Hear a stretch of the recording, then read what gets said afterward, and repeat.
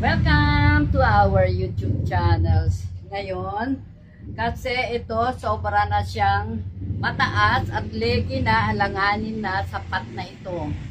Nakita nyo yung pot. Ngayon, naglelegi siya.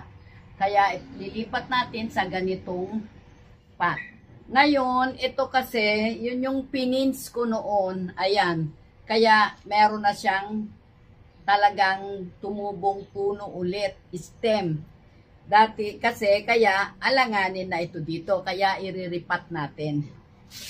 Ha? Iriripat natin.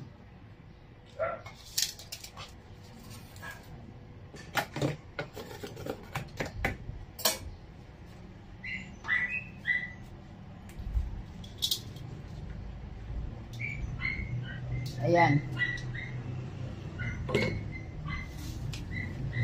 Kita nyo, ang ganda ng ugat, diba? Oh. Talagang buhay na siya, kaya napakaganda niya, diba? Kita nyo. Ngayon, ililipat natin dito.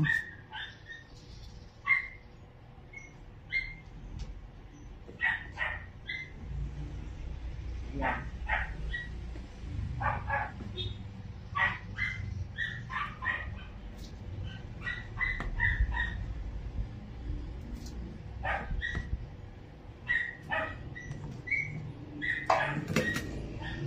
Yun. Lagay natin dito.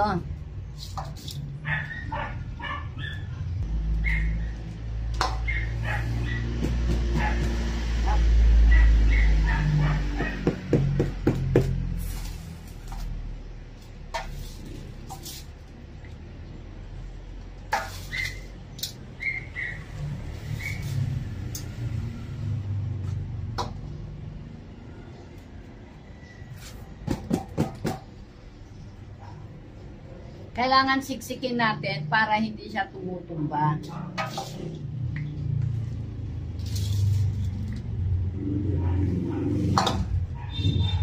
Yan.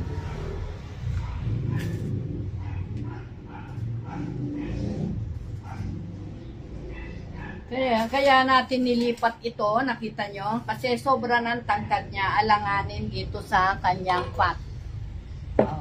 Alanganin, natutumba siya ngayon kasi maliit ito, hindi niya kaya. At least ito, lumuwag-luwag ang kanyang ugat, malaya siyang kumilos sa loob para lalong tataba ang kanyang stem. Ito, tataba pa yan. Kaya yon, kasi ito, yung aking pinins, tinubuan na siya ng stem. Kaya baka sakaling mag-stem pa itong isang side, mas maganda kasi may isa pang paganon.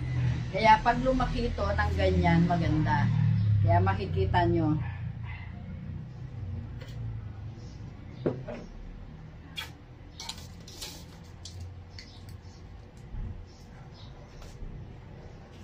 Kaya yun.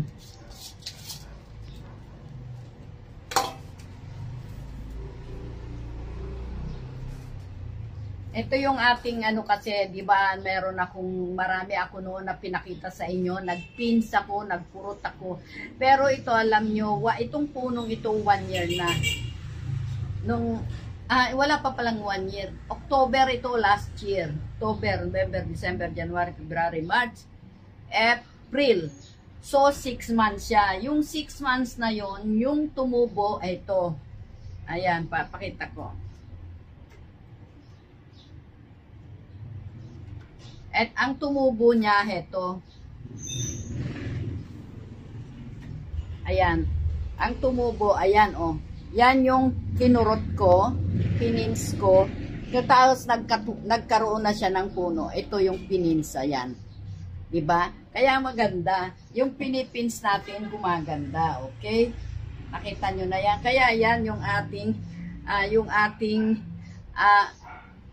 purpose dito para lumaki siya at malaya yung kanyang ugat na kumilos sa ilalim niya.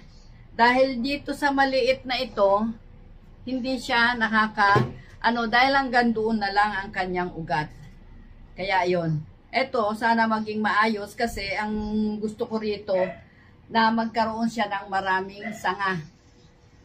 magmula riyan puro sanga na. Yun ang maganda rito. Kaya kaya natin ginawa at isinalin natin sa mas malaking pot.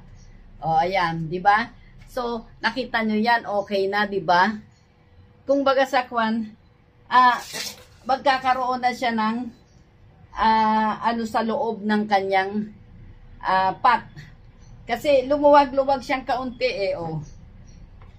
Yung luwag niya maluwag na, malaki na, at saka yung ugat mahaka kilos ng maayos. Kaya ayun. At saka ang ganda nito, yung kanyang ano ba, sino bang pangalan nito? Ayan, si Bilis ito. Bilis. At crumpled Bilis ang nakalagay. Pero ito'y October 19 ko iniripat noon. So, at pinins ko siya. Ngayon, ito na yung kanyang produkto. Ayan, magmula rin sa kamay kong to. At ang kulay niya may white at saka mayroon siyang bilis. Kaya yun ang naging natin purpose para natin siya ay gumanda siya at lumaki ng maayos. O, nakita naman nyo ngayon ang tindig niya, di ba? Maganda, o.